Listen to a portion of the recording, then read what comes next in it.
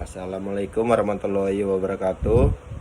Perkenalkan, nama saya Rangga Fareja Sujatmiko, NIM 201062, mata kuliah Manajemen Mutu. Saya akan menjelaskan tentang konsep dasar Total Quality Management 2QM.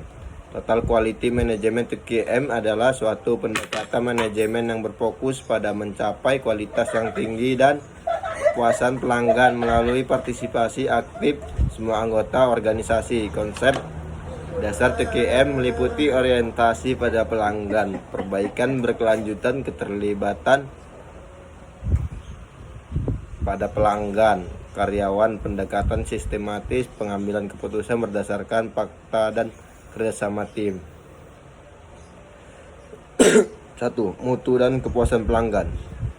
Mutu mengacu pada tingkat keunggulan atau kelayakan produk atau layanan, sementara kepuasan pelanggan merujuk pada sejauh mana pelanggan merasa puas dengan produk atau layanan yang diberikan oleh suatu organisasi. Kepuasan pelanggan terkait erat dengan mutu yang tinggi, dan hal ini dapat diukur dengan survei pelanggan, umpan balik, atau tingkat retensi pelanggan. 1. Perencanaan strategi dan manajemen mutu terpadu ialah perencanaan strategis adalah proses penetapan visi misi organisasi untuk mencapai visi tersebut. Manajemen mutu terpadu menginterpretasikan konsep dan praktik TQM dalam perencanaan strategis organisasi. Ini mencakup menyusun rencana taktik dan memastikan kualitas menjadi bagian integral dari setiap langkah perencanaan. Etika dan TQM Quality Management adalah etika, dan dalam TQM mencakup standar moral dan prinsip yang harus diikuti oleh anggota organisasi dalam upaya meningkatkan kualitas dan mencapai tujuan secara adil dan jujur. Faktor-faktor etika meliputi trust, kepercayaan, sistem nilai, integritas, dan tanggung jawab TQM. Manajer berperan dalam menciptakan budaya etika yang kuat dan memastikan penerapan dalam seluruh aspek TQM. 1. Fokus pada pelanggan. Fokus pada pelanggan adalah berarti organisasi harus memahami dan memenuhi kebutuhan dan harapan pelanggan. Pelanggan bisa bersifat internal anggota organisasi atau departemen lain, atau eksternal pihak di luar organisasi. Memahami perspektif pelanggan membantu organisasi meningkatkan produk atau layanan mereka dan memastikan kepuasan pelanggan. Alat dan teknik manajemen mutu terpadu. Alat dan teknik dalam TQM membantu organisasi dalam mengumpulkan data, menganalisis masalah, dan mengidentifikasi peluang perbaikan. Pemilihan alat dan teknik tertentu harus disesuaikan dengan masalah yang dihadapi. Contoh 7 alat kendali mutu termasuk histogram, diagram Pareto, diagram sebab akibat, fishbone, dan lainnya. 1.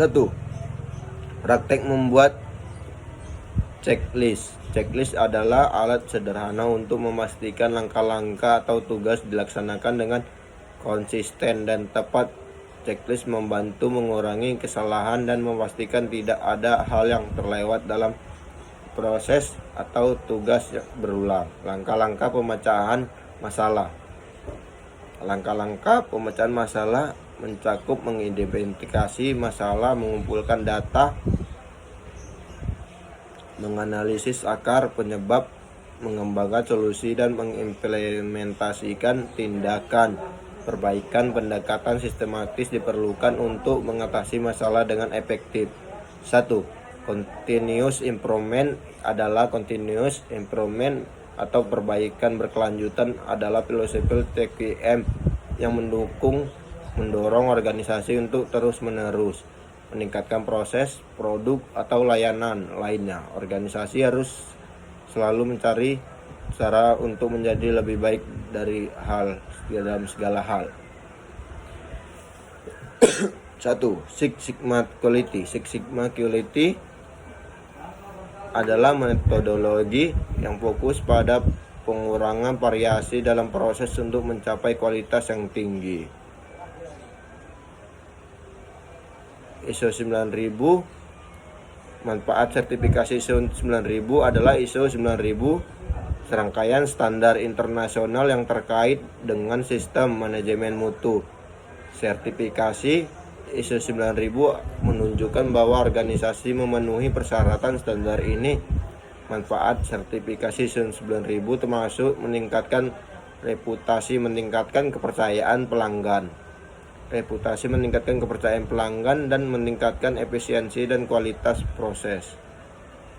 1. Implementasi praktik ISO di berbagai organisasi adalah implementasi praktik ISO 9000 dapat bervariasi antara organisasi karena setiap organisasi memiliki konteks dan kebutuhan yang berbeda. 1. Meneruskan dokumen ISO 9000 sampai 2008.